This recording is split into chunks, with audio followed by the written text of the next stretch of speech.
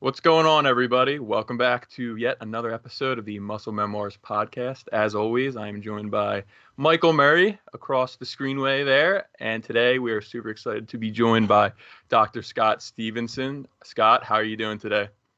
It's phenomenal here in Florida, man. It's great. I feel bad sometimes because that's almost always how I answer the general question. How's it doing? It's like another beautiful day. I haven't seen a cloud yet. I just got done training.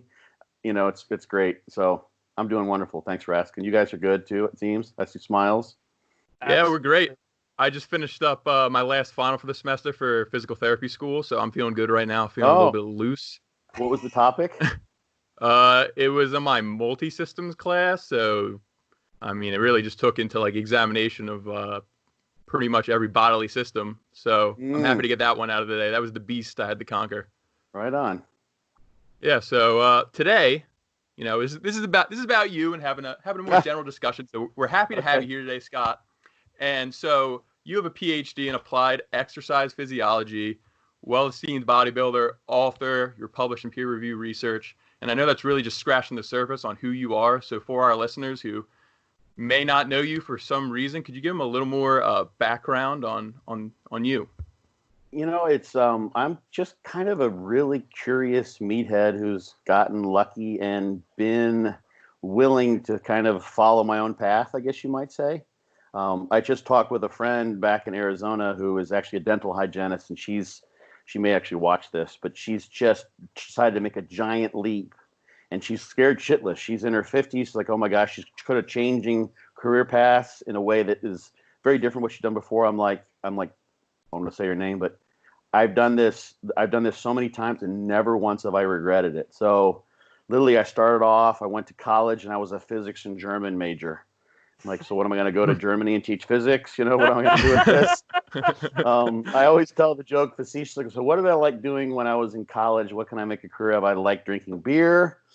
And I can go to Anheuser-Busch is in St. Louis. It's near my hometown. I can be a beer taster there for those guys. My mom wouldn't like it if I became a gigolo. I'm sure that's kind of out. I'm not going to do that one. And I love working out. So I just kind of followed my bliss. Took me a little while to figure out where the exercise physiology courses were, the places to go. I did that for a while. All the way through grad school, postdoc, was a professor for a couple of years in California. And then I went on sabbatical to study acupuncture and ended up opening up Holistic Health Club in Arizona and sort of resigned my professorship. So I'm a licensed acupuncturist. I maintain that license because that will probably be something I'll pick up more later on. And I've owned a gym. I've had that practice. And actually, I left that. Now I'm basically doing authoring, consulting. People like to hear me provide bodybuilding brain candy. So I've just been able to accumulate enough knowledge, and I can fake out enough people that I know what the hell I'm talking about, that I can make a living doing this. And it's just doing what I love to do. Just basically having accumulated the time in the gym. I guess that's one time. It depends on the podcast. Some people want to go into more academic types of things I've done, but started training when I was 11. So I'm literally going on like 38, 39 years of training now. So I consider that's one of the labs in which I've been involved. The scientific labs that I've worked in and the scientific literature is sort of the penultimate worldwide lab that you can find amazing amounts of information if you're just willing to dive in deep and you like traveling down rabbit holes. I love to travel down the rabbit holes. It's an insatiable curiosity that I have. But the gym is also if you can blend those two things together, the gym is a phenomenal lab as well. So many things can be learned just doing it yourself or with clients. You try things out. And the thing that, and I've talked about this on several podcasts, and I've got it's covered actually in my book as well, in one of the last chapters, sort of being an informed consumer of bodybuilding knowledge, is that I almost never find something that old school bodybuilders haven't found to some degree to be true in some way, shape, or form, that you can't also find some evidence to support if you dig around. It may take me 10 years before it pops into my head or it comes across my desk or my computer, but it's the same reality we're living in. Like the guys who go in the gym, There's gravity, there's physics, there's biology, all the things that scientists study applies there. And what is done in the ivory tower in labs also applies. And the conditions are different. The context is different. We're setting up experimental design so we can look at the independent variables and make some inferences statistically as to what might have happened.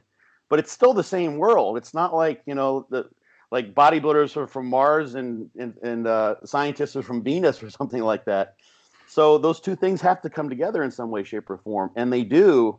And I've just been able to sort of travel down parallel rabbit holes, I guess, and parallel paths with the gym all the time, literally training while I was in acupuncture school, doing all sorts of odd diets and a variety of things, and been able to bring that all kind of together. So the two have been reinforcing and made me, I think, somewhat lucky to be appealing to both the sciencey people and, to some degree, sort of the meatheads, which I consider myself, a member of both worlds, I guess. So that's kind of how it's all interwoven over the course of the last 3 or 4 decades.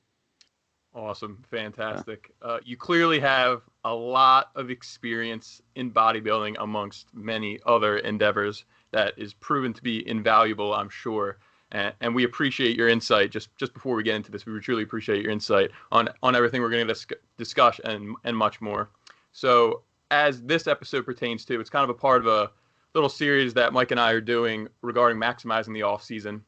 So to get things started, when we're looking at the big picture here, and the importance of planning your off-season and writing down your goals, how exactly should your goals be formatted when you're kind of structuring everything at the very beginning? It's funny. I literally, I wouldn't be surprised if you have like the first chapter of my book in front of you. Literally, it's entitled "The Big Picture," and the first thing it goes into is the goals. And I wanted to pull it up because there's a lot to that. Kind of a backstory. There was a guy who was actually a trainer at one of my gyms. Phenomenal guy. Loved him to death. He was always fun to be around. And he was always just sort of flip-flopping, changing his direction.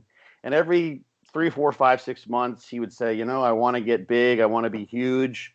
And then he's like, man, I just want to be shredded now. I just want to be ripped. And then he'd have some other objective and he would do this. And I'd say, here we go again. And I would just like calling him on it after a while. The first time we addressed it, and I would say, his name was Andrew. I'd say, Andrew, it's kind of like, you're out there in the parking lot and you're not sure which shop to go. You start heading over to the bookstore and you're like, nah, I think I want a bagel. So you head over for nah, I think I need to get my hair cut. I think I need to get I got some suitcases need to be. And he was wandering around. Like I said, he would literally after the 4th or 5th time when he came to me with those things, I would just say, you're just wandering around the parking lot again, man. Just tell me when you know where you want to go and we'll figure out a way to get there.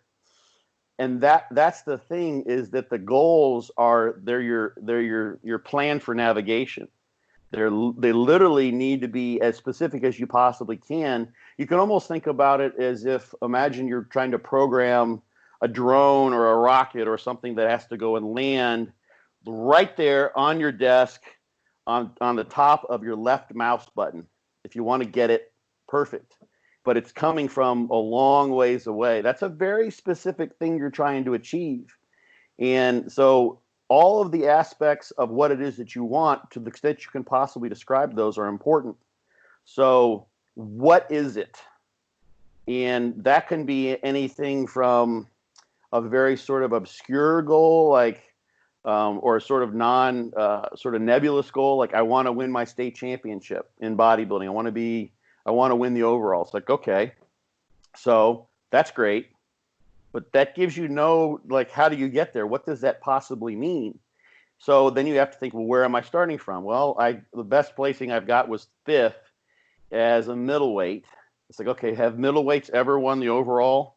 And not that I recall. So you're going to have to be bigger at your height. Now we're talking at least a light heavy. That means you need to go from 176 to 198, absolutely, utterly shredded, because middleweights just never win. The head judge just doesn't like the small guys or whatever it may be. So now I've got to go from 100 and you figure out what 176 pounds at 4% body fat is. The person was in shape, so 167 pounds or something like that to of fat-free mass to 190 pounds of fat-free mass. Now we've got something concrete. You need 22 pounds of fat-free mass. That's a very specific quantitative goal in order to go from where you are to winning your state championship. Because it's not going to happen unless you're top of the class light heavyweight in absolute shape. So what does that mean? Okay, so how many, 22 pounds of fat-free mass? How long is it going to take you to do that? And this is actually, I'm going to combine some of the things you had in that discussion outline. So the person's got a training age, they just started 3 years ago. That's pretty young. They've got some muscle mass to gain. Let's say they're 5'6", so they could do pretty well as a light heavy. That's a decent height. That's about what a lot of the 212 guys are. So, and some of them are around that weight. So that's a pretty good height for someone at that weight. So that means if you want to get there, you probably realistically, it depends on whether the person's natural and what they've done in terms of super supplements. That's a big factor, but you're going to need at least 2, 3, maybe 4 years to put that kind of muscle mass on. If you've made good gains in those first 3 years and they've been solid. So now we've gone to, I want to win the state show this summer or next year in 9 months to, this is now a 3 or 4 year goal. So now we have a timeline. So now we've got the what, and we've defined that specifically and quantitatively. Before it was sort of this nebulous, I want to be the guy holding the trophy on the stage, full of dopamine and and having achieved all these things, falling down like Ronnie Coleman when he won the Olympia, all that kind of stuff too. I got to buckle down for the next 4 years and put on an average of about 5 or 6 pounds of fat-free mass. So how am I going to do that? Okay. Now we take a step back. Well, that's not going to mean just 22 pounds of body weight. If you do phenomenally well, you might have maybe a 1-to-1 over that course of time gain of fat to fat-free mass. So now we're talking 45 pounds of body weight. So you're weighing in at 185 in this off season. Now we need to take you to like 230. Okay, that is a tough goal. So now we've figured out what body weight makes sense. Maybe you've got Phil Heath type genetics and you just grow like crazy. Obviously Dexter Jackson, I've never really seen him get overly fat. He was, I think, a lightweight maybe when he first started competing. So he's someone who's actually gone way past that 198. But assuming that 1-to-1 and the 45 pounds and everything else, which is a reasonable way to assess that goal, we've now got a timeline, we've got an amount. So now we can break that down to the hows. How is that possibly going to happen? Well, we've got training, we've got recovery, we've got supplementation. So training-wise, someone who has that much more muscle has a substantially larger and more impressive gym performance. They're going to be a lot stronger, and they're going to look like they're a lot stronger in the gym. We're talking probably at least 30 to 40% heavier weights for the same number of reps that the person's using. Guessing, maybe 25%. So now we're talking about a progressive overload type of regime with whatever type of a training approach the person has. They may not know if they do better with volume or they do better with like a more higher frequency, higher effort or intensity, lower volume type of approach. So that may be one of the things. I'm going to have to figure out what training works for me because I still don't know. I've only been training for 3 years. So we've got the training to deal with. What we know, and this is one of the things that I think really applies no matter what training approach you take, that to some extent, and I want to see more research done on this, there's some looking at like 1 rep max and gains in fat-free mass or muscle mass. This was a nice study with rugby players where they found, I think the correlation was about 0.6 between gains in a squat over a course of a year and the gains in fat-free mass. So something like that. Pretty decent association between getting stronger and getting bigger. Those things don't happen exactly on a 1-to-1 basis all the time. It's not a perfect correlation. And I haven't seen that with the higher rep stuff. This is something I asked Brad Schoenfeld about on a podcast that I used to be a part of. And there's all these high rep studies, the low load, high rep, 30%, 40% and 1 rep max, which over the short term equivalent hypertrophy to an 80%, 70% type of thing. Several of these been done. What I would love to see, because obviously they're using progressive overload, they're upping the ante in those training regimes, and they have pre and post measures because they train them and they're paying attention to what they're doing in the lab when they're training. What what do we see when we look at the people who gain the most muscle mass or cross-sectional area in the quads? It's usually a knee extension type of training regime, at least, maybe a full body. What do we see in terms of performance with those 25, 30 rep, 20 rep sets and gains in muscle mass? Do the people who just go from 100 pounds for 25 reps to 150 pounds for 25 reps make tremendous gains in the gym/lab? Are those the ones that make the most gains in muscle mass? Does form follow function? And I would presume it would.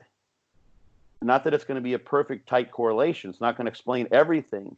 But my guess from there's not a ton of data on this, but the data that I've seen looking at strength or lower rep max types of performance measures and how those relate or correlate with muscle mass gains, hopefully I would imagine it probably correlates and transfers over to the higher rep stuff.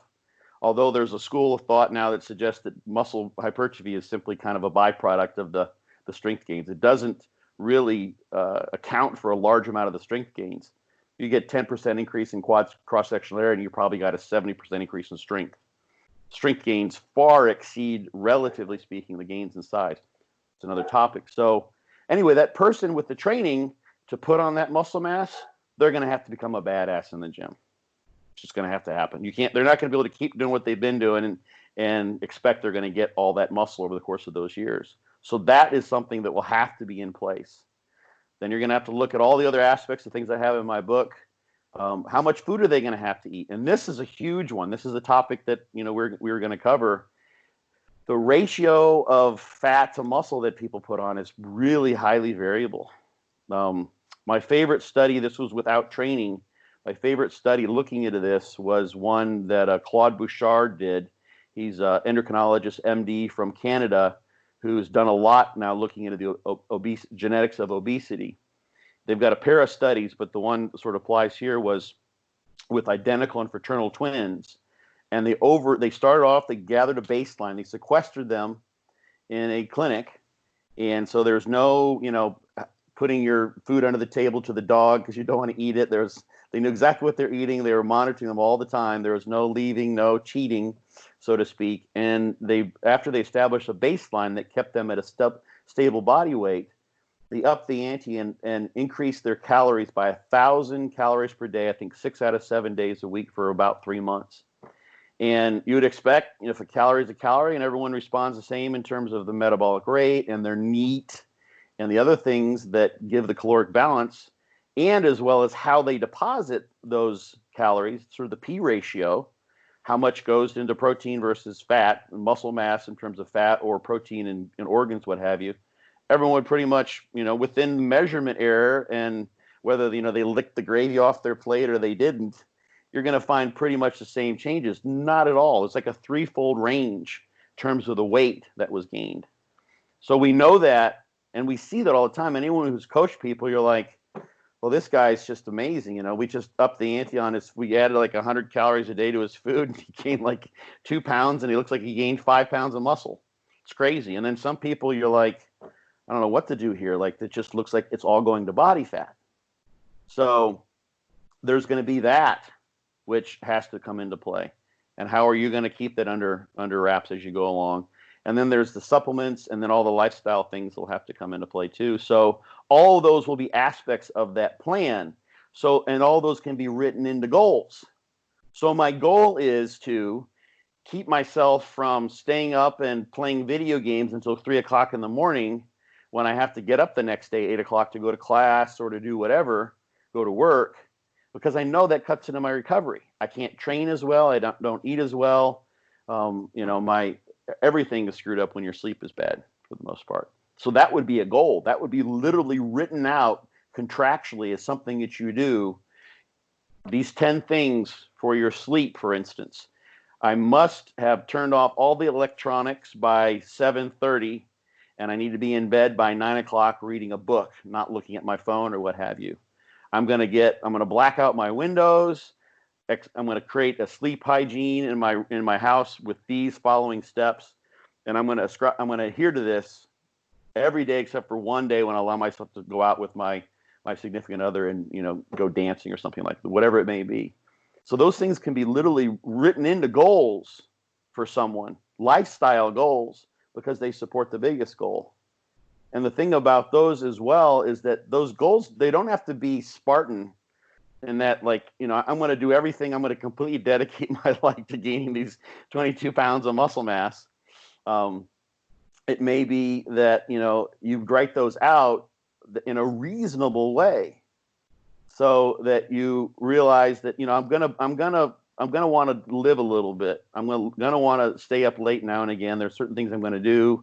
I'm going to allow myself cheat meals, et cetera, et cetera. But you can set up these guidelines so that you're keeping on the route. It's like, let's say if I want to travel from Florida to California, and I want to get there as directly and with the lowest gas use possible, well, I would follow this exact route. And, I'm only going to go to gas stations if they're no more than 2 minutes off my route, and et cetera. Well, that would be no fun. You got to program in some life. The whole point of this is to increase and improve the quality of your life. So those can be things as well. Some people go the other way, given the person, and they go bonkers with being overly Spartan, and they make their life sterile, and that may be the thing that actually ruins the whole experience for them. And I knew a guy who's a friend of mine who had this tendency, and he figured it out over the years, but when he dieted down, chicken and rice, chicken and rice, chicken and rice, chicken and rice. That was it.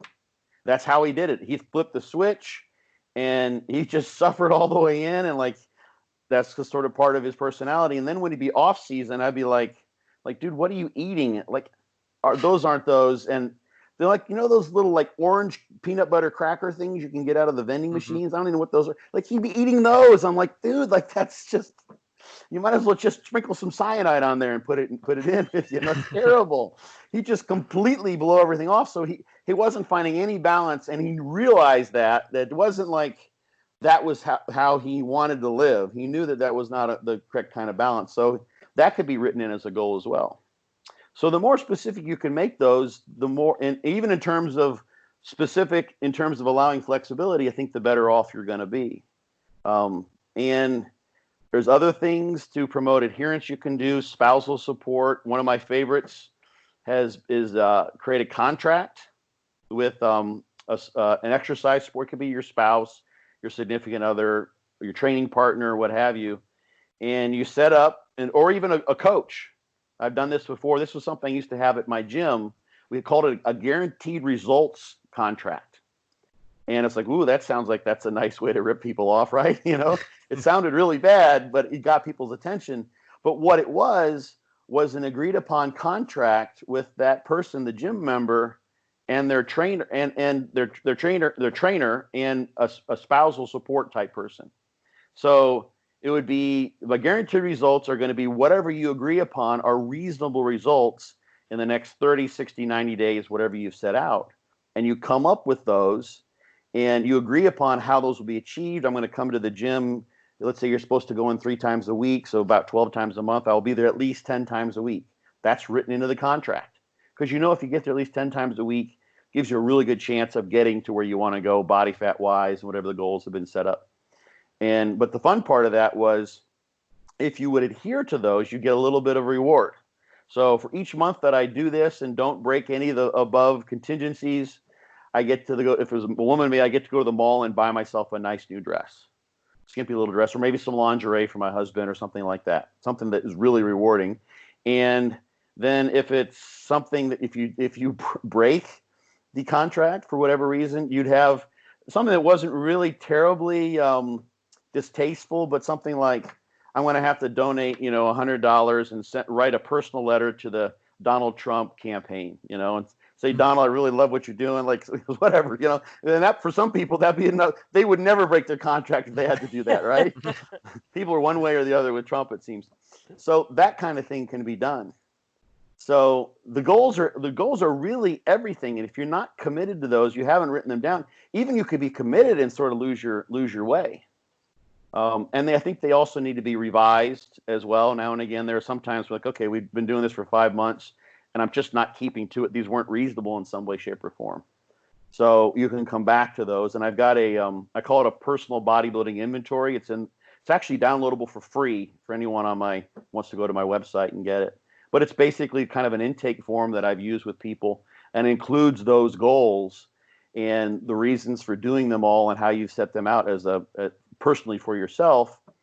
And you can revise that. You can download the sheet again. It's a fillable form PDF document that you can look at and do over and over again. So let me see. There's some things. So what I've forgotten here, because I pulled this up because I'm like, this guy's just reading right out of my book here. You want the hows, the whens and wheres, how measured. Yeah, that's important too. I think overall that was a fantastic overview, basically about how important it is to set these goals. And, to reiterate, it's very important that these goals are specific in nature. So you have your general broad overview goal, which is specific. We want to win the show. And then kind of going down this decision-making tree and each subcategory also being specific. So what is my specific training? What is my specific nutrition? And just really making sure that everything is laid out in detail. And then ultimately having that timeline. So in this specific example, we have this bodybuilder in the off season. They're declaring this is going to be a 4-year off season. We need to put on, say, average of 6 pounds of muscle per year. But when it comes to measuring and assessing this progress over time, we want to get your thoughts on the best way to do this on a kind of a broad view basis. So we might be tracking variables like our body weight or training performance on a more acute basis, probably every day for a lot of serious bodybuilders. Maybe, at least twice a week we're keeping tabs on these variables. But when it comes to things like body composition, like how much fat, how much muscle, the distribution of these, they kind of happen on a longer term scale. So when it comes to measuring this, how often should we be doing it? Is weekly, is it too soon or we're not going to see any changes? Should it be 3 months or is that waiting too long? Basically, how often should we be doing this? And what's the best way? Because it seems like, when it comes to skin fold calipers or even DEXA, there's an error in the measurement, right? So, and then it's always practical as bodybuilders to see, well, how do you look? How do you look in pictures? So is it worth kind of using these different measurement techniques? We know there's an error. Should we just be taking pictures? And then how often should we be doing these things? That's an awesome question. One thing that's worth noting that I don't know that I mentioned is that when that person gets, let's say they get 22 pounds of muscle, they have to diet down. They're going to lose some of that too. So you'd want to account for that and how long you're going to diet. They may need to gain 30 pounds of muscle in order to keep 22. So as far as all those things, looking at your strength and pictures, skin folds, and using a sort of a more clinical measure of body comp, they all should change somewhat in unison, and they should all be confirmatory for one another. So that's like from a measurement standpoint, the more information you have, the better. If everything's kind of moving the same direction in terms of the quantitative, more objective measures, not thinking of the pictures here, but the body weight, the skin folds, maybe you're doing DEXA.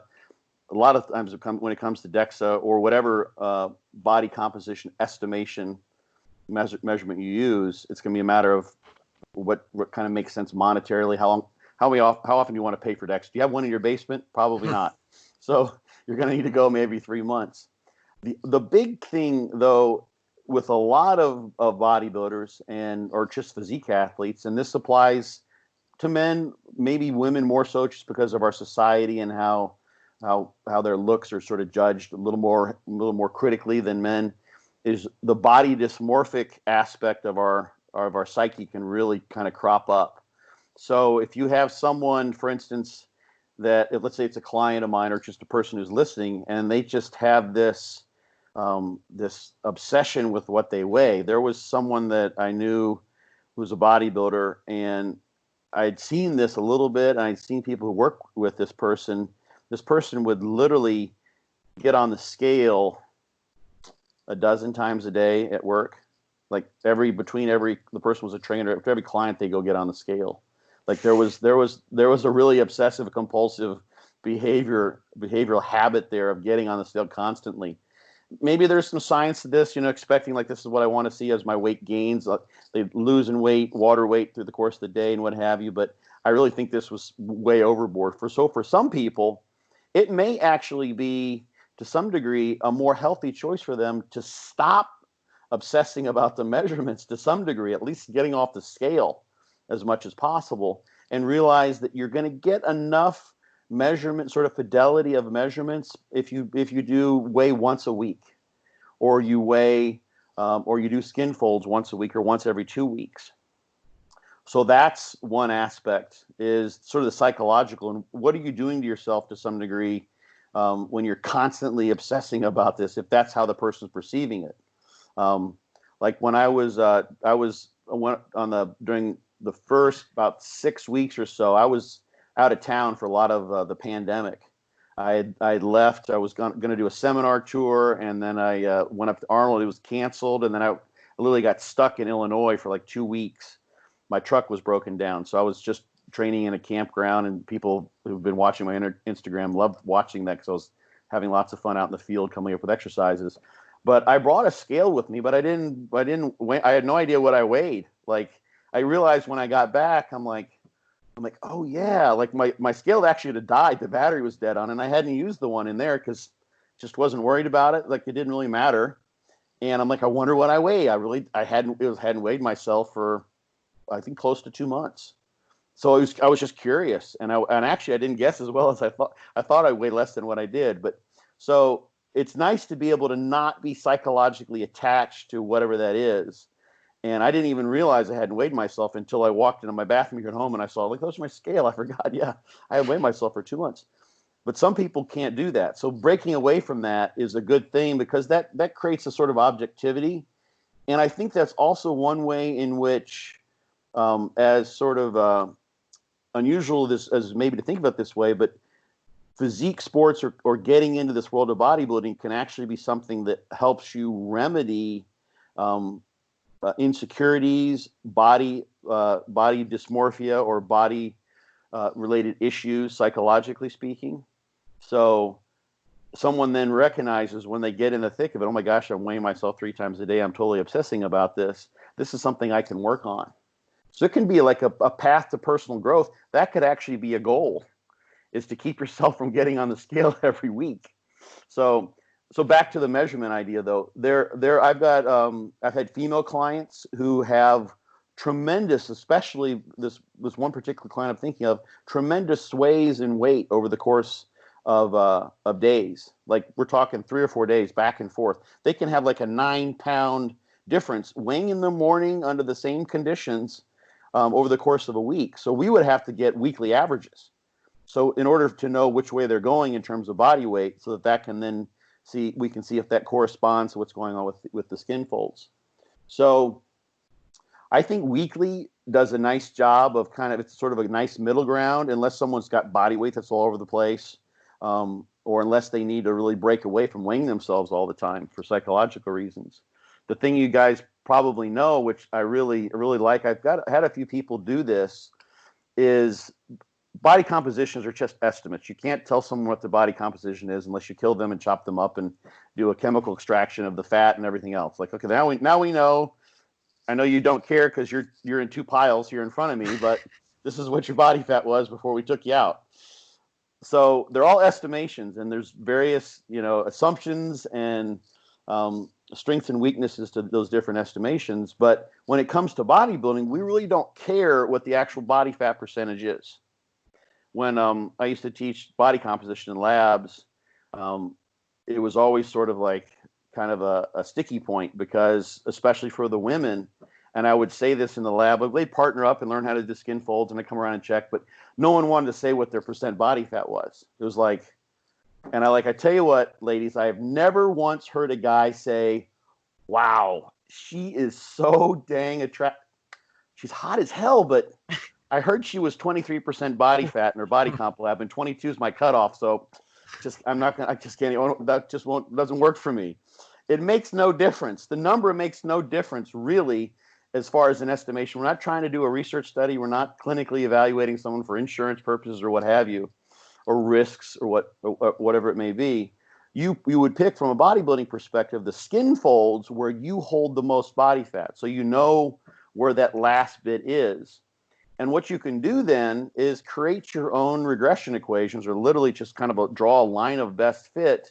If you go periodically and compare what your skin fold measurements are, and if you want to get fancy, you could plot the regression equation with all the skin folds you use, 3 or 4 or 5 sites maybe, or just the total against what you get with DEXA. And that will give you a way to say, well, when I had a skin fold total of 30 millimeters, DEXA put me at 10%. When it was 40 millimeters, DEXA put me at 15%. 15 millimeters, DEXA put me at 18%. Now I have a rough idea of what the skin folds mean, roughly. It's not perfect, obviously, in terms of body fat and what we'll just presume is fat-free mass that's changing because of muscle mass changing. So you've got a rough idea in the case of this person who wants to get 22 pounds of muscle mass, what's going on, and they can get a check on that without having to go back and do a DEXA on a weekly basis to some degree. And when they diet back down, they can also double check that and see how well that corresponds. Let's say they diet back down. Ideally, they diet back down and they've retained muscle mass, so they weigh more with a given skin fold total, and they can do the DEXA there and see how well that skin fold total predicts DEXA when they're heavier with more muscle mass compared to when they were lighter. So the DEXA can be done periodically as sort of your best guess in terms of muscle mass. It's not going to be perfect, of course, but it gives you some estimation in lieu of doing like a CT or an MRI, something like that, of what your muscle mass would be. So that person who wants to get 22 pounds, they can use fat-free mass as somewhat of a surrogate there. And it lets them know in relationship to what they're seeing in pictures they would take. Once every week, once every 2 weeks is probably good. Could be once a month for some people. I like to, with the client who I'm just learning to know their body, I like to see every week, at least. Every day is probably too much. Then you're flipping your narcissist genes, I think, if you're constantly doing that.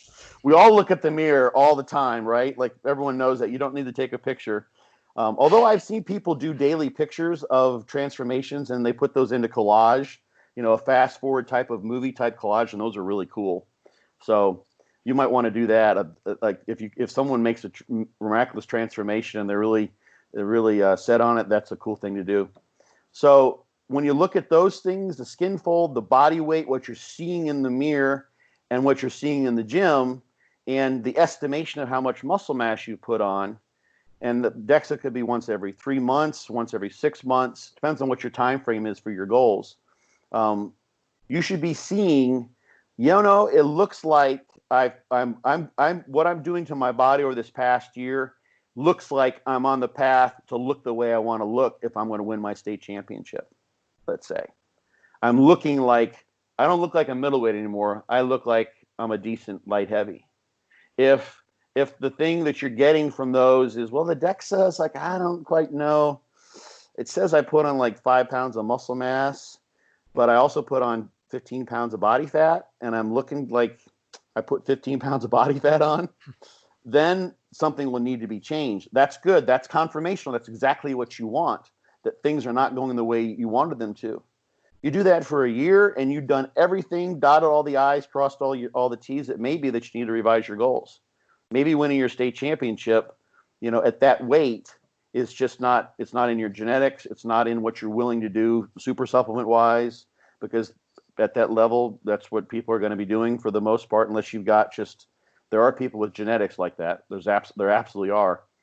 But so those things should all be confirmational. So that's a rough way of doing that. But I think as far as the skin folds too, a thing worth noting is that's a skill.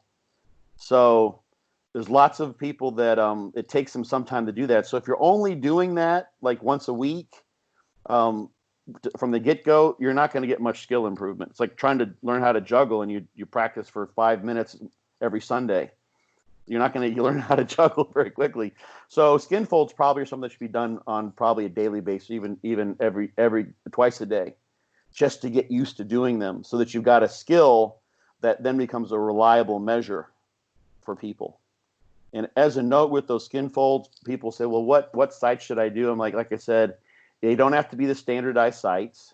If you have a significant other who can get a site, like there are some people who have a subscapular measurement. They know they hold lots of body fat in their underneath the scapula on their back. Well, there's just no way to get that unless you're a contortionist on the side to get a measurement of your own back with a skin fold. So you may need someone to do that for you. But they should ideally come from those spots that are most indicative of what your body fat is from a bodybuilding perspective, at least in my opinion. So the places where you hold the body fat. And it doesn't need to be, 1 centimeter, a vertical fold, 1 centimeter to the right of your umbilicus or what have you. If you've got a place where you hold lots of fat and you happen to have a freckle there, that's a great landmark. Use the freckle.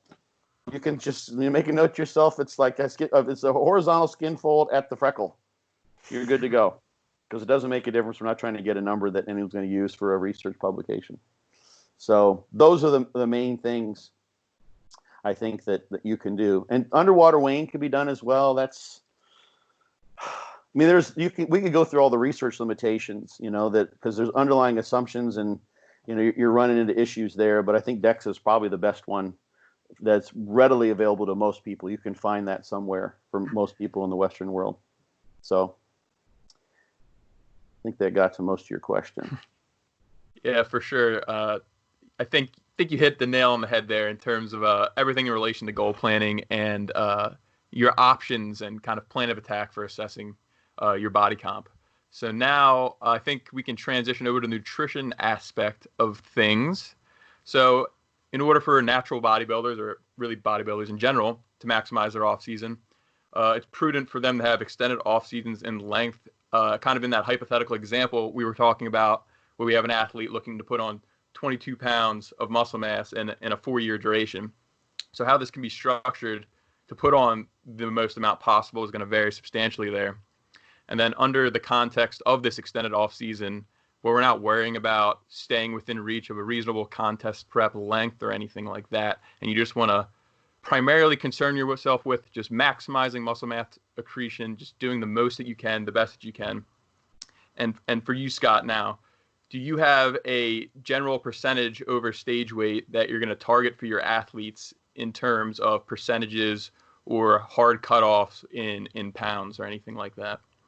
Well, see, this is the cool thing. We've already kind of answered this, is that if you don't have to use just body weight, if you're doing some form of body or body composition estimation. So if you know that, let's say, when you step on stage, you want to have about 22 more pounds of muscle, you figure that out, roughly speaking, and you're going to lose a little bit.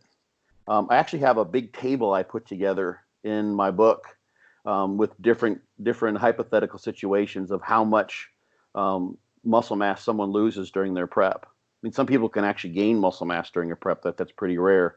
So you might, knowing what the person's background is, how long it took them to get that muscle mass, what tends to happen to them in terms of muscle mass when they diet back down, you might say, you know what, if we want to have 22 to show for it on the day of the competition, we might need to have 25 or 28, because hopefully not, you won't lose that much, but that gives you a safe amount. And the other thing worth noting too is that you've also got some water weight to play with. So you can cut water and make weight and then fill back up as well. So that person could, at 198 day to day at 4%, then they would just step on the scale in the morning. They'd weigh in at 198 under the cutoff. They're good to go. But in an ideal world, a lot of guys who are weighing in at 198 may be running around at 205. They've dropped their weight and they've timed their weigh-in, so that's something to consider as well. But you want to at least account for that, as well as the fact that you're going to lose some muscle mass as you diet down. So the other big thing that really, there are people that will just do whatever. I've seen this a few times. There's I wish I could find these pictures. There was a really impressive this was probably 15 years ago now, but there was a guy, I want to say that he trained at Quad's gym up in Chicago. He was a power lifter. And he decided to diet down for a bodybuilding show. And you see pictures like this of the guys that have just spent years just getting brutally strong. They were sort of the typical power lifters mentality. Like, they don't give a rat's butt about their body composition. They just want to be big and brutally strong as they possibly can. They're mentally very strong as well. And when they decide to diet down, they look absolutely phenomenal. But and the transformations are tremendous, because they may have been at 22% body fat because they didn't care. Most bodybuilders don't quite have that mentality. They bodybuild because they like to look like bodybuilders. It makes perfect sense. So they don't want to go to 22% body fat. And I think there's a very self-limiting psychological limit that's in place for lots of people. Sometimes you're aware of it. You're like, you know what? When I get up in the morning, I don't like how I look in the mirror. I don't like how I feel. My clothes feel terrible. I just don't even feel like myself when I've got this much body fat. So that could literally be the limiter. If you could just hypnotize someone to say, we're going to put this muscle mass on and we're going to give you a year to diet it off. That's what happens with these powerlifters, because they've got so much body fat to lose. But when they do and they take their time with it, they've got so much muscle mass underneath there. Assuming there's no skin issues, they look phenomenal. I've seen some bodybuilders do this where they just say, go for it. And in that case, you literally could apply the same things. We're going to measure body comp. We're going to get those 28 pounds of muscle mass, even if it means we get 35 pounds of fat. But they get it. So they gain 70, 80 pounds. And as long as you diet down slow enough, you can hold on to that. I think the problem that happens with some people who go bonkers with the bulking is they go so fast that they literally they're putting on weight so much more rapidly than you could possibly put on muscle, or that they can at least, that they're pretty much ensuring that a large percentage of that body weight is body fat. Whereas if you take someone who's like, you know what, we're going to go for a pound and a half, maybe 2 pounds a month, half a pound a week on average, and we're going to take our time and move up. And even if, we've got a decent P ratio initially, and then as I start to get fatter and fatter and fatter, I'm gaining maybe less and less muscle mass, but you're spending more time holding that muscle mass, so to speak. Those same mechanisms that are in place in terms of satellite cells and epigenetic mechanisms that probably account for the muscle memory phenomenon are also in play with someone who's gained that muscle, held that muscle, lifted the weights that muscle has allowed them to lift. Person's made themselves into an absolute brute in the gym. They're squatting 600 pounds for reps. They're doing 400-pound presses, just, crazy deadlifts, that kind of stuff. And they've been doing that for, let's say, a couple of years in this kind of 4-year, Olympic athlete type of training cycle. They've literally spent 4 years getting ready for this. They've had that for a long time. And they've got lots of body fat, but if they take a year to diet down and they're still squatting 550 and pulling 600-pound deadlifts off the floor and pressing 365 pounds for their heavy barbell presses, they're going to hold that muscle really, really well. So when you try to put on 70 pounds in 7 months, it's like, no, you're guaranteed. You can put on fat. Most people can put on fat really, really easily relative to muscle mass. So where that body fat cutoff is and what that cutoff above your stage weight is dependent upon how much muscle you're putting on relative to the body fat. But a lot of times it's just the psychological phenomenon. Like if it's the same thing with weighing in. If you had someone who is literally a cyborg, an automaton, you could have them do exactly what is perfectly suited to make the physiological measurements at a regular basis that makes most sense with how they gain muscle mass. So we're going to weigh you once a week. We're going to weigh you every day. There's nothing wrong with having that data, right? But we're not automatons. We're not cyborgs. We've got, if that's perpetuating a psychological issue that gets people thinking, oh my gosh, some literally, as crazy as it is to you guys, and to the guy's mind, it's like, what in the world? Like you never want to ask a woman what she weighs unless she's a hardcore bodybuilder. There are women that they're like, wow, that's kind of cool. She's bragging about that she weighs 165, But most women, that's the last thing they want to do is tell you what they weigh. Like you want to end the date, ask a woman what she weighs. You want to piss her off, ask her what just don't ask the scale weight. It's a big thing. It's like you could ask her how tall she is, but the weight has so many connotations. So in the same way that is, as odd as it may be, has connotations for someone whose body image is such that, or just how they feel at those higher levels of body fat is such that they create sort of a self-limiting type of scenario where literally they may not even recognize consciously that they're just cutting their food short a little bit, or like, so how was your eating this week? Well, I missed like four meals this week. It's like, okay, so think about that. They missed four meals, so that's 3 out of 7 days they missed a meal, which for someone who's really pushing their calories, let's say someone is pushing 5,000 calories a day, that's 5,000 calories. That could account for the entire caloric excess that would have contributed to muscle mass gain and supporting the muscle mass gain that they're hoping to have. They just missed 4 meals they're eating 6 a day or 5 a day, and 5 1,000 calorie meals. So they've got 35 meals and they missed 4. They only missed, that's only like, I don't know, like 12, 15% of their meals, but that was their caloric excess. You keep doing that, they go nowhere. And that's because they just don't like being bloated, and they can't blame them. They're tired of having a food baby all the time. They're tired of having people ask them, so is it a boy or a girl? It's like, no, it's just the 16 ounces of steak that I just ate, So those things can limit people. That can be the thing that's like, oh, we need to bring you back down. We need to drop the water, and that happens as well when people are pushing, is water retention. 10 pounds of water for someone who's really pushing the food is an easy thing to drop off. Like literally, that can happen in 48 hours.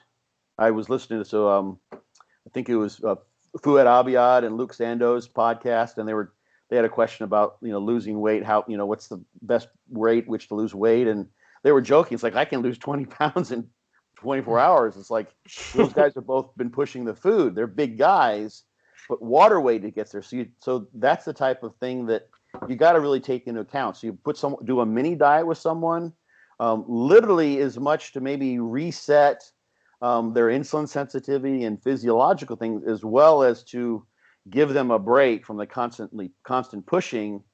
And what that also does, and I learned this years ago when I was, or at least I saw it repeatedly when I was the official coach for dog crap training, Dante Trudell's training system, DC.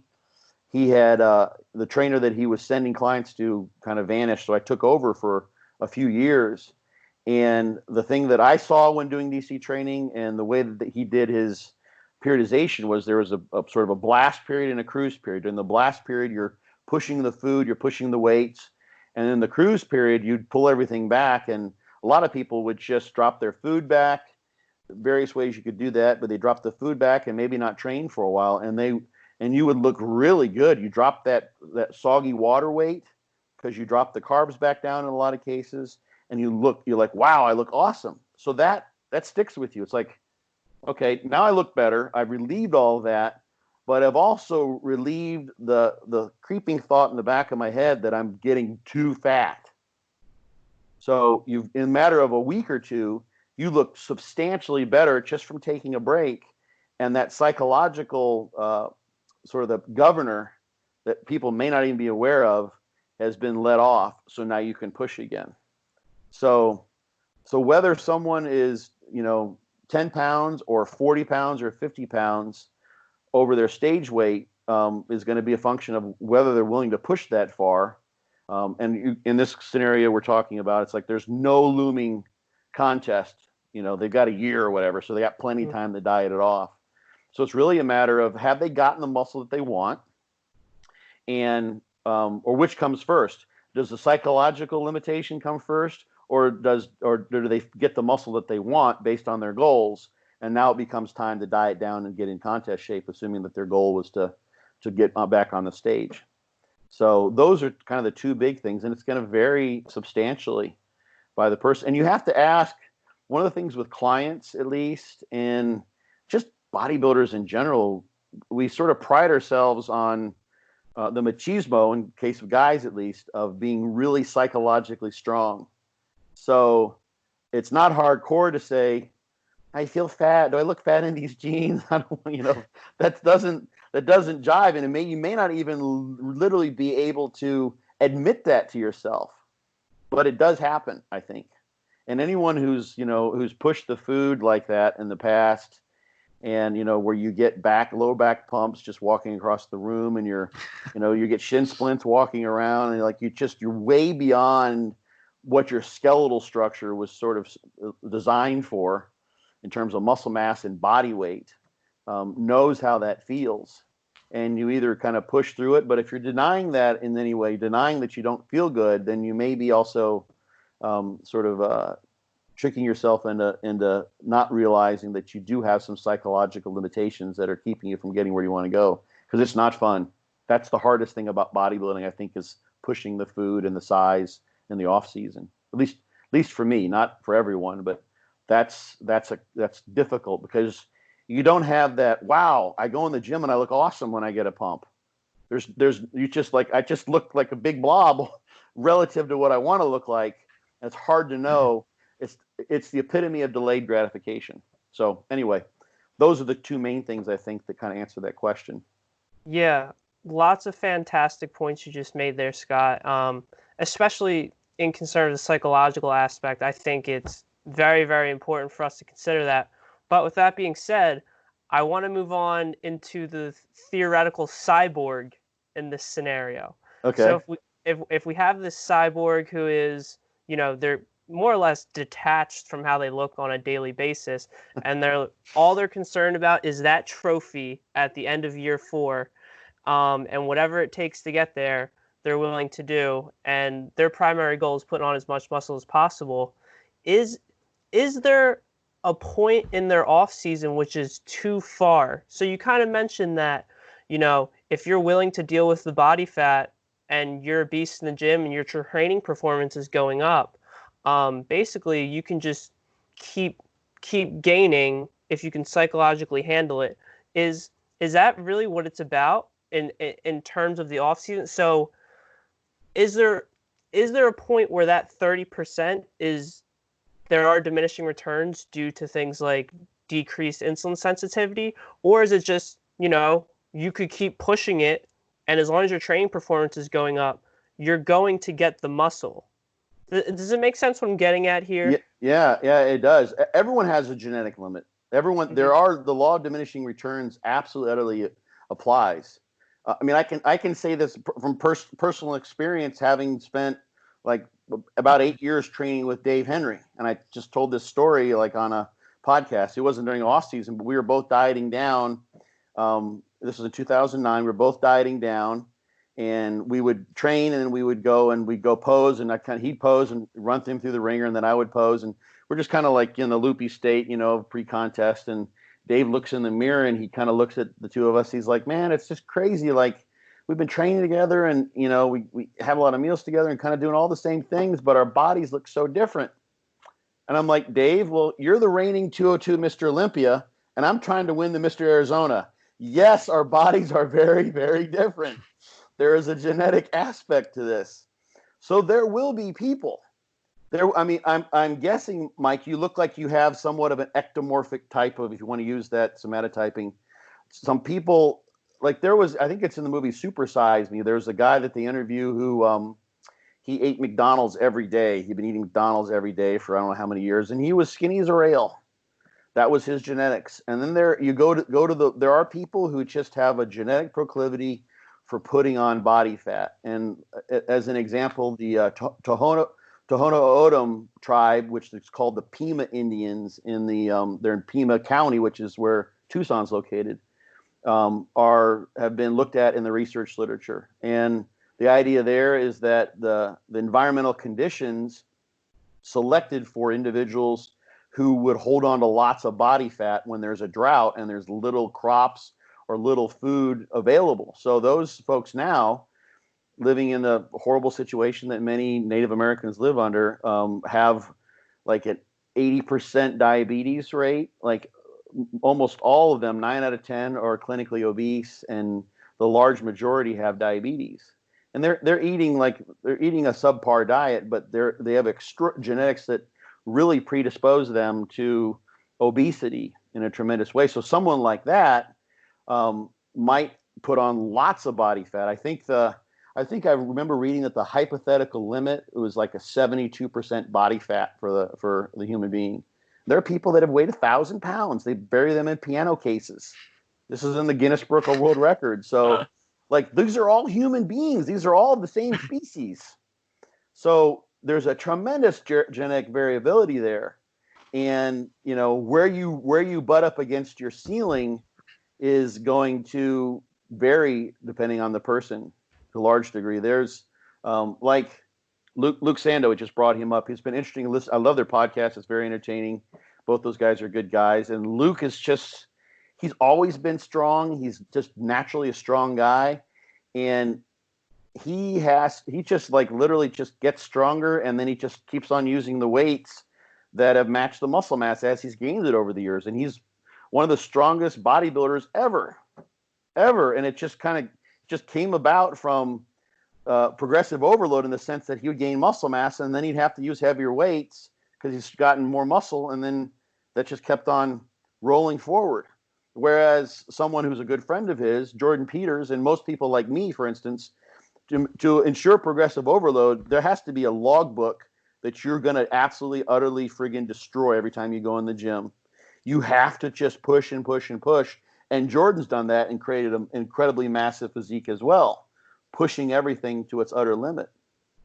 So everyone's going to have their own P ratio, like the study that Claude Bouchard had done that I mentioned before. And one thing that can be done that seems to work for many people, and I've done this in the past too, it kind of relates to the mini diet, but I think it's even perhaps more effective for someone who really is able to stick to it over the long haul, is literally go, like, it's in this 4-year plan. One option might be, let's say this person's gone and they've done their best to optimize the fat to muscle that they gain over like 2 years. And now they've gotten to where, you know, they can't put any more food down. The GI becomes a limiting factor. I've like 6,000 calories a day is something I've done in the past, and that's just no fun at all. You're always full, and you actually literally become limited because you just can't get the food in. The calories just can't go in. I have the gastrointestinal system of someone who wants to be 165 pounds, and I was 100 pounds over that roughly at that time.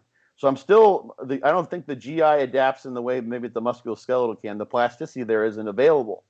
So what can be done then in that case when someone's reached that 30% body fat and they just can't up the ante anymore, is you diet down, do a show. Literally, it's good psychologically to do that because you're really motivated. You're really looking forward to the diet after that, if you push that far, and hold on to as much of that muscle mass as you can. And then you'll have tremendous insulin sensitivity.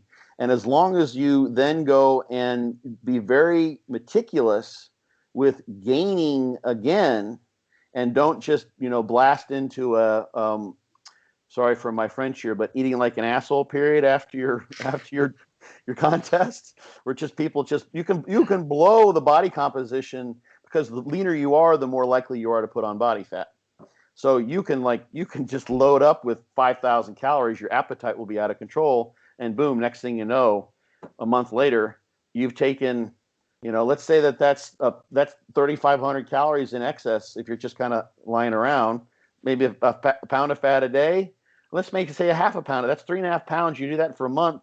Next thing you know, you've just put on 14 pounds of body fat in a month, which may have taken you a whole 12 or 15 week prep to get off and hold that muscle mass. But if you go slow and start again, you have the opportunity, probably not with the same P ratio, but you have the opportunity then to build back up, because you've kept that muscle mass in place and gain more muscle. So you take 2 steps forward, 1 step back, so to speak, 2 steps forward, 1 step back, and do that over the course of time. Eventually, you're still going to reach some sort of a genetic limitation.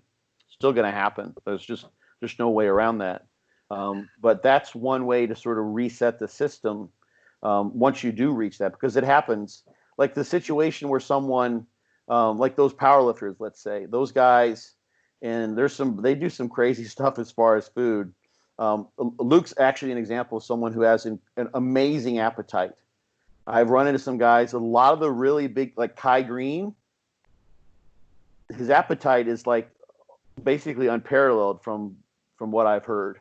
There's a video of him. He goes to like I think an IHOP or something like that after shows. He lands back in the States and he sits down and like, this is how he eats normally. Like the whole table is covered with food. He gets like 8 entrees or something like that. And that's right after a show, so people can do crazy things. But I've had clients like, I had a guy once, and he told me about his eating habits, and this was after a show, and we went out to the Cheesecake Factory, and he started off and he got like the nachos for 8. It's like this big pile of nachos and cheese, and that was what his appetizer was.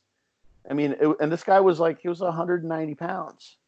I don't care if you're post contest or what. Like, there was something. His GI tract was laced with adamantium if he could do that, because that was just amazing.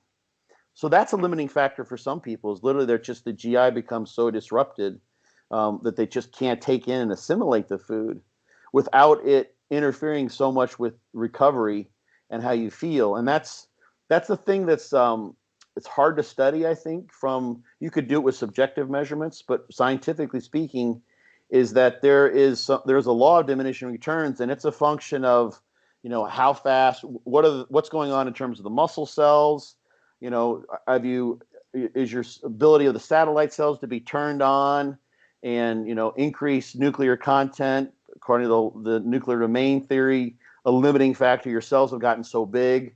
And I've seen data where they I think like 9,000 square microns was the size of the largest fiber that they found is like in a power lifter. It's like, that's a gigantic fiber. Like 3,000 is something you might find in an untrained person. So it's like 3 times. Like, so fibers eventually have some limit there.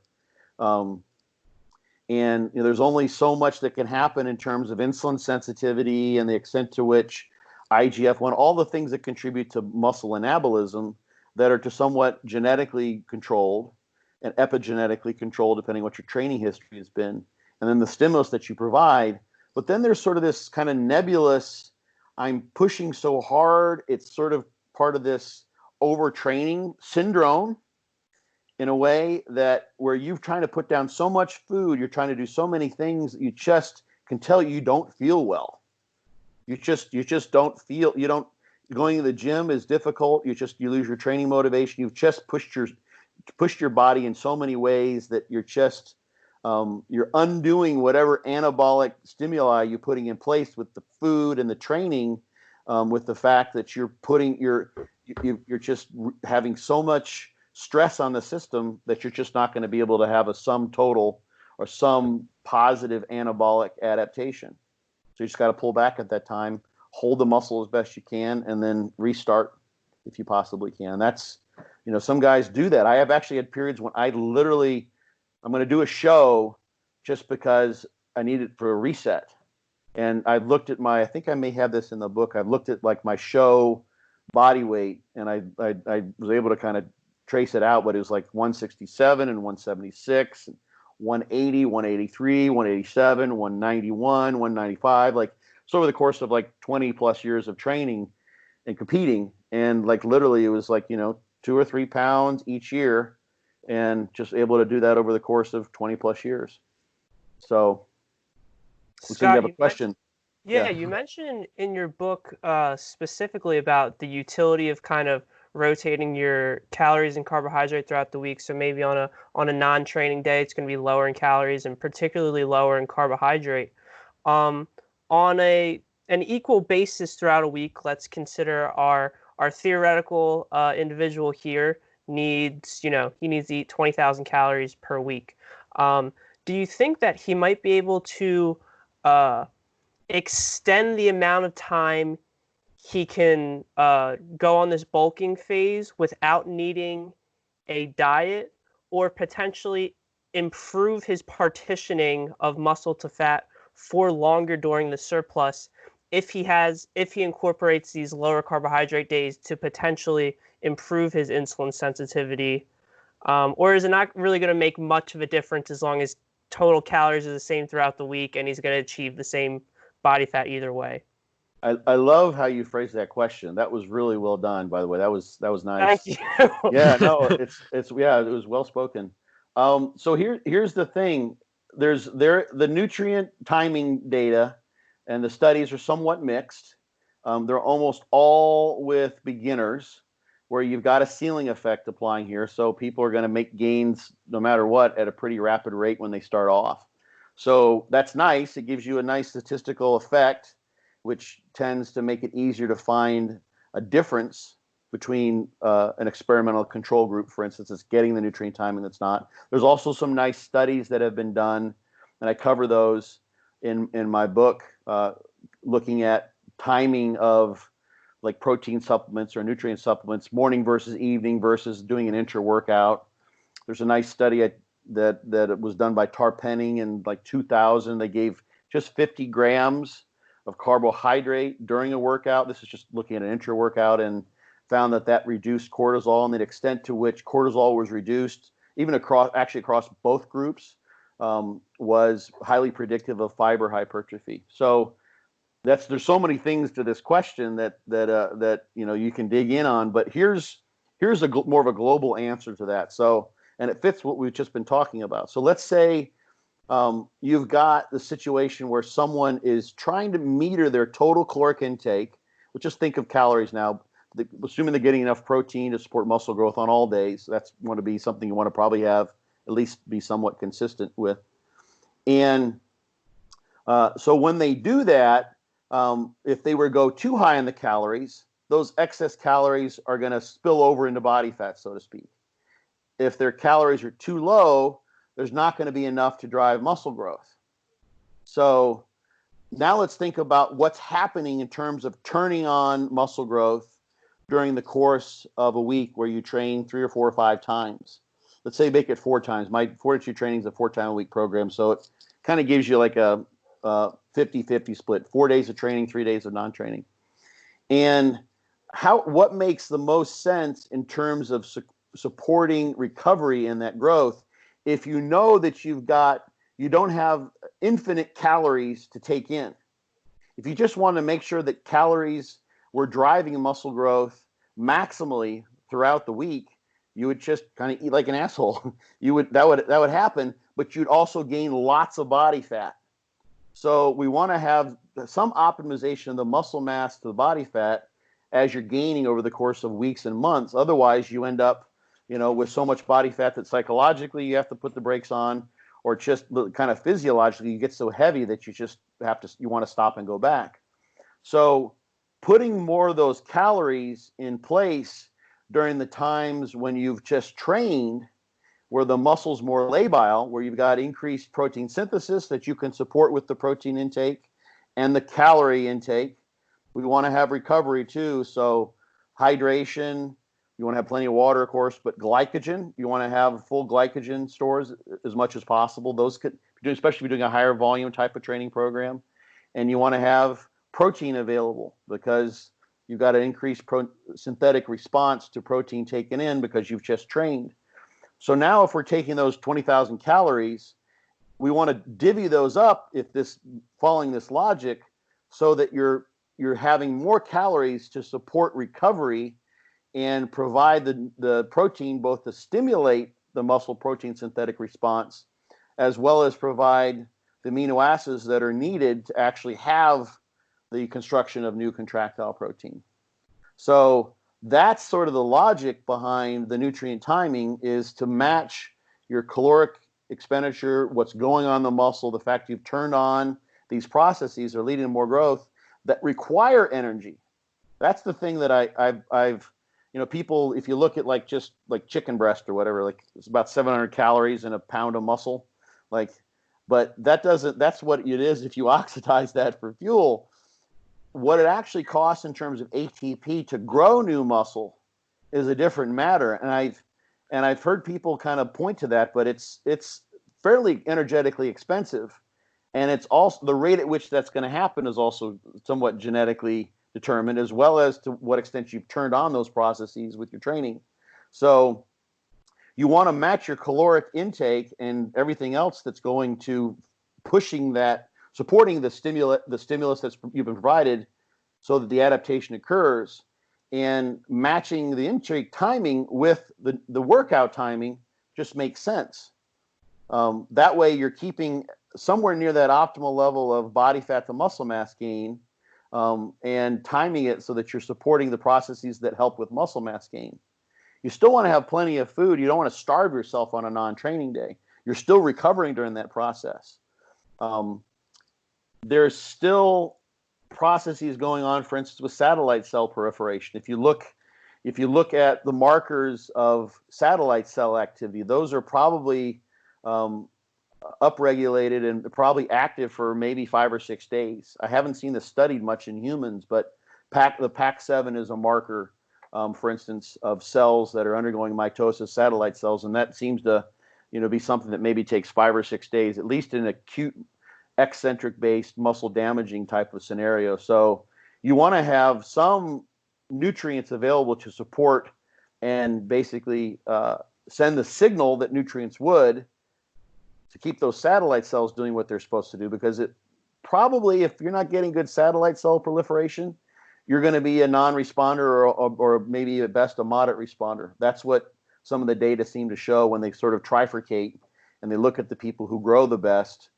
Those are the individuals who do the best job at turning on and signaling those satellite cells, as well as the ones that have higher density of satellite cells in their muscles. So you don't want to just starve on the days you're not training.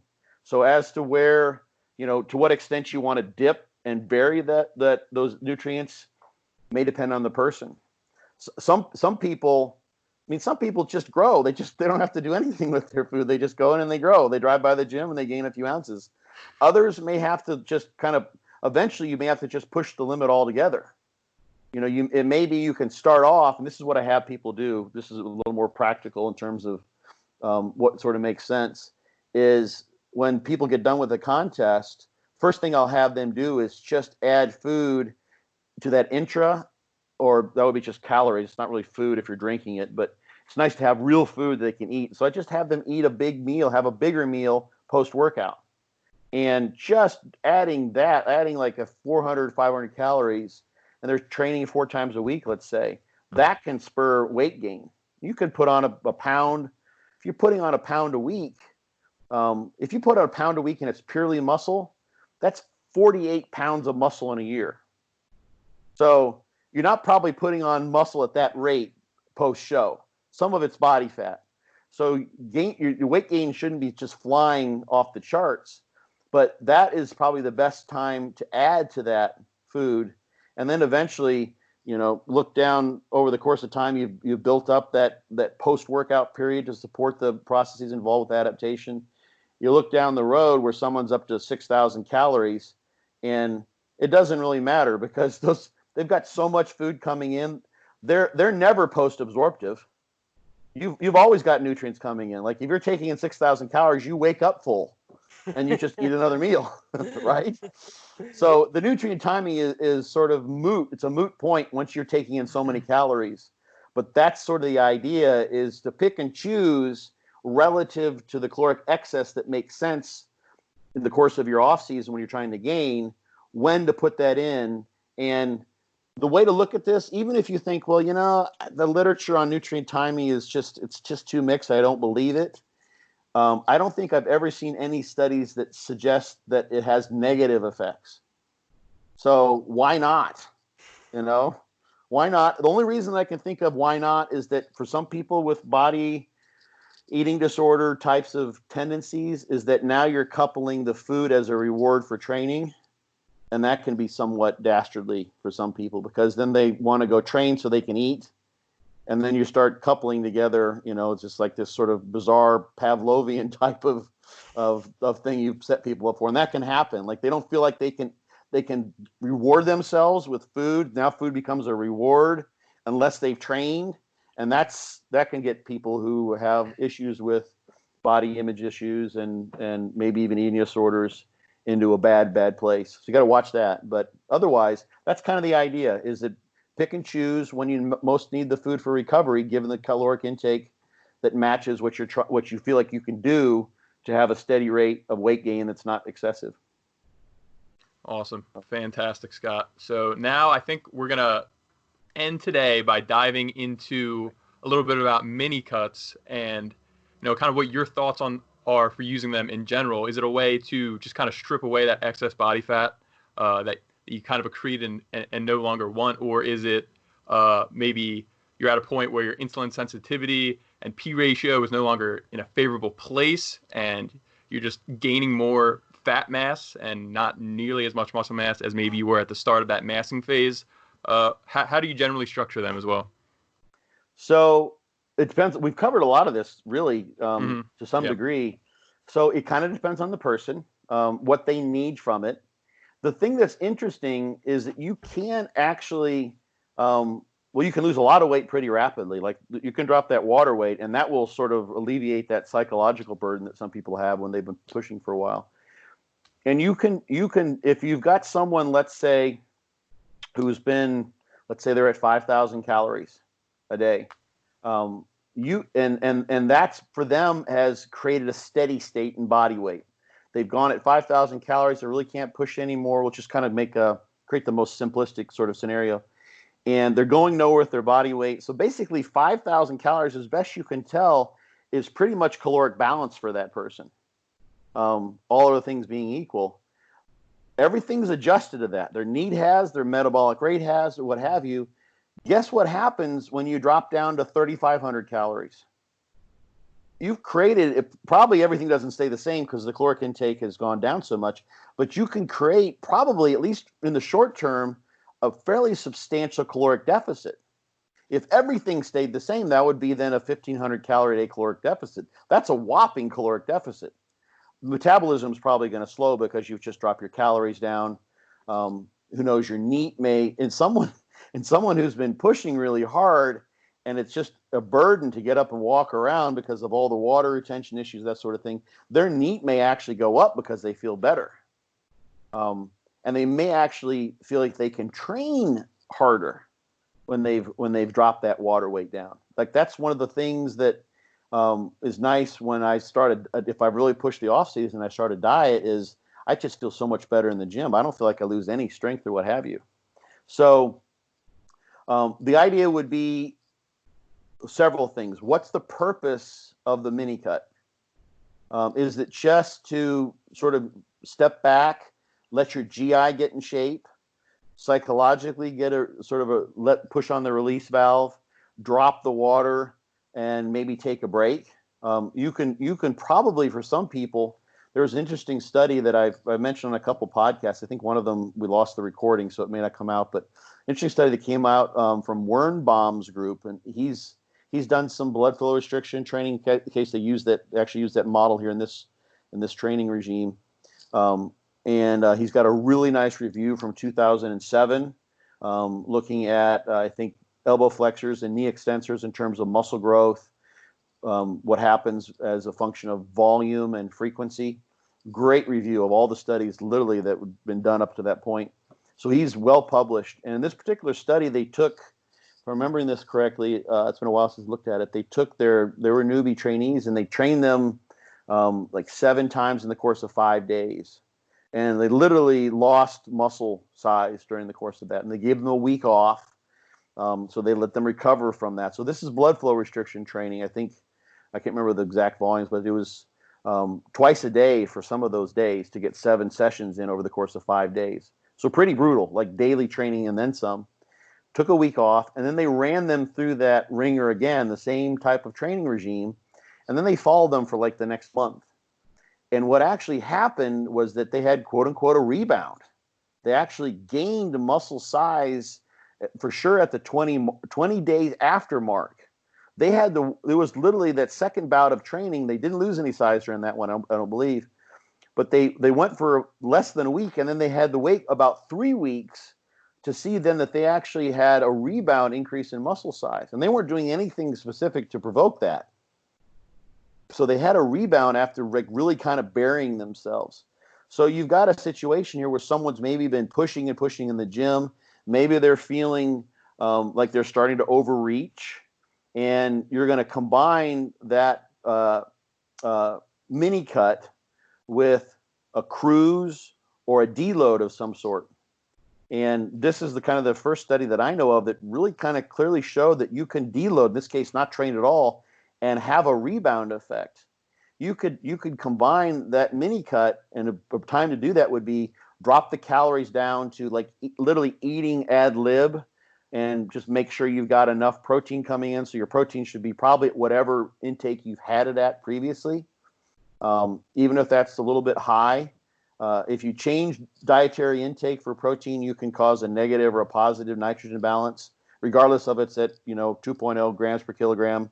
You can go higher or lower, and it will change nitrogen balance. So keep the protein high, eat meals ad libitum, and maybe use that mini cut as a time to allow the inroads to training and the adaptation that you provoked previously to manifest during that period.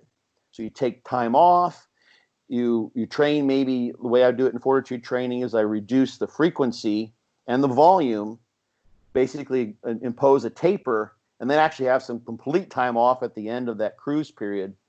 And you allow those training adaptations to manifest while you're actually reducing your calories. So you're getting your GI in shape, you're getting your psyche back in shape, you're getting ready to push again, and you may actually grow some muscle, possibly, in doing so, if you've pushed yourself to the right amount where you can experience what they would call a functional overreaching effect. If it's non-functional, you don't experience any rebound or improvement in performance. In our case, we're looking at muscle mass. If it's overtraining, then you just kind of screwed yourself. You're going to have to take some time off. But hopefully it's a functional one. So you look at what the purpose is. Is the purpose of that mini cut to maybe have a functional overreaching? That's what I've set fortitude training up to do. That happened to some people who did DC training, and typically he'd have people take like 2 weeks off and not train at all. Some people would do different things. Some people backslid. Some people literally would have to spend the next training blast, half of it, getting back to where they once were. Some people came back stronger. So that, I think, was a function of the extent to which they were attuned to their recovery state. Did they push those training blocks or that training blast way more than they should have? Like literally, they would, if they gone any further, they would have overtrained, or maybe they were even possibly overtrained to some extent. Or were they able to sort of feel it out? I was like, you know what, this is a good time to stop. And I know if I take 2 weeks off, I'm going to experience what they've just kind of documented to some degree in this Wernbaum study. I'm going to actually experience a functional overreaching. So that could be done in conjunction with a mini cut that isn't intended to produce body fat loss per se, but may very well do so simply because you're dropping from excessive calories, which was a steady state for you, to more reasonable calories, but still enough to promote growth, and your training isn't creating the inroads that it once was, and you can literally have a bit of a rebound if you're in tune enough, and you've done this enough times to know how hard to push. It could take years. Trust me, took me decades to kind of figure out like when too much is too much, and I still cross the line. So one of the purposes of a mini cut could be to harvest that rebound, get rid of the water, get rid of the psychological impact, and get ready to come back stronger thereafter. So it all depends on what the person wants to get from it. The mini cut could sometimes be like 2 weeks. Depends what you mean by mini. Some people want to go for a month. Like literally, some people are like, okay, now I'm at 20% body fat. I actually literally need to not just drop the water, but I need to restart. I need to get back. I need to drop 10 pounds of real body fat. so that I have something to work with in building back up. So that would I be considered, kind of still a mini cut. So maybe they pushed for 6 months and they spend 2 months dieting back down. In that case, for that person, it would have to be based on the fact that they know they need to actually drop some body fat because they've just they're past their limit or they're at their limit for body fat, like we talked about already.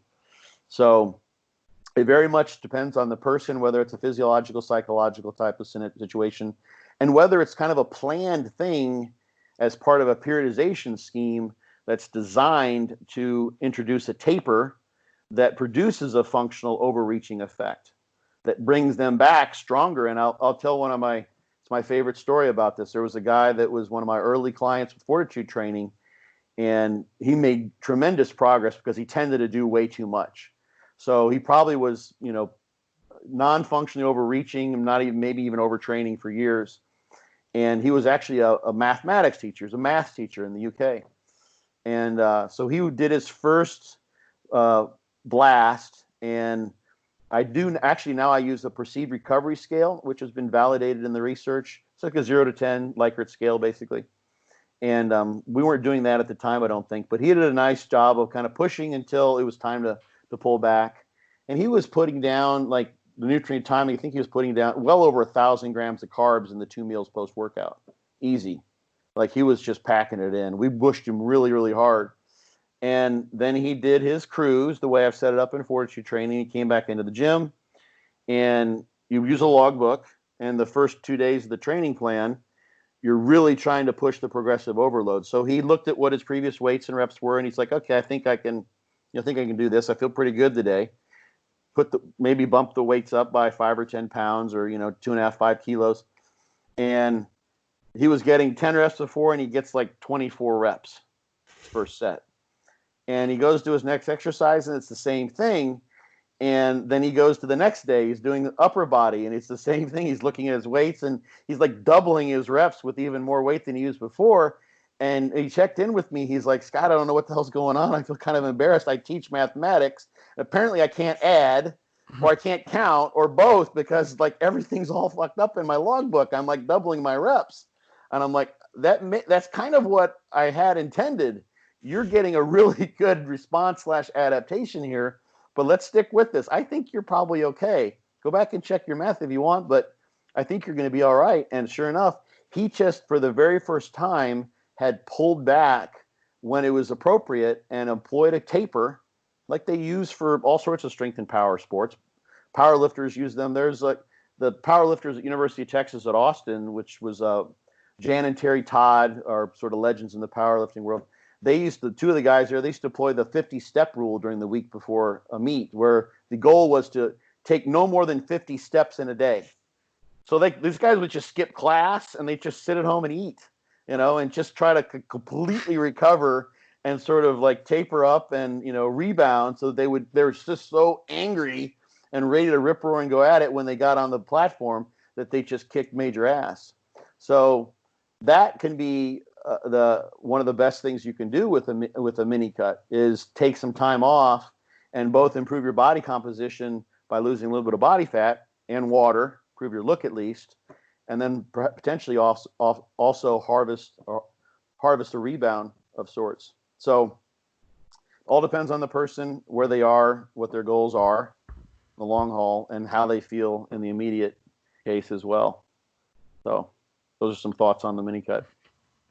That was fantastic and a lot to unpack there. But I'm definitely gonna have to re-listen to this episode because there's a lot of juicy stuff in here that you have you've mentioned and have made some very thought-provoking points for me personally, and I'm sure for our listeners as well. Hear that. Yeah. So, Scott, for everyone that's listening, anyone that may not know you, where can they find you and follow you and support you at? You can just Google Scott Stevenson bodybuilding and everything comes up pretty well. The website is drscottstevenson.com, byobbcoach.com, fortitudetraining.net.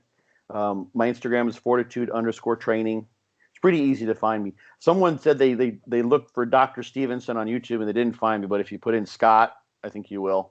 There's not much on YouTube, but otherwise, just put in Scott Stevenson bodybuilding and I come up pretty easy. So sounds good.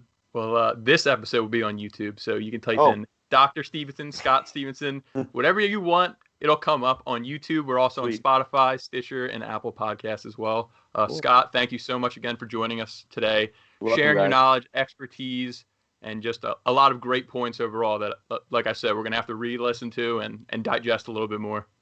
We'll do another one, too. I think we didn't get to some things. I can't remember, but yeah, happy to come back on if people have questions. Maybe we could do finish our outline and then maybe do some Q&As down the road sometime. Oh, for sure. We'll have you back on to talk training for sure, Scott. Oh, yeah. All right. That sounds good, man. Absolutely. Cool. So everyone has that to look forward to. Right on. All Thanks, right, guys. That's going to do it for us today. Thanks for tuning in, and we're going to catch you all again in the next one. Take it easy.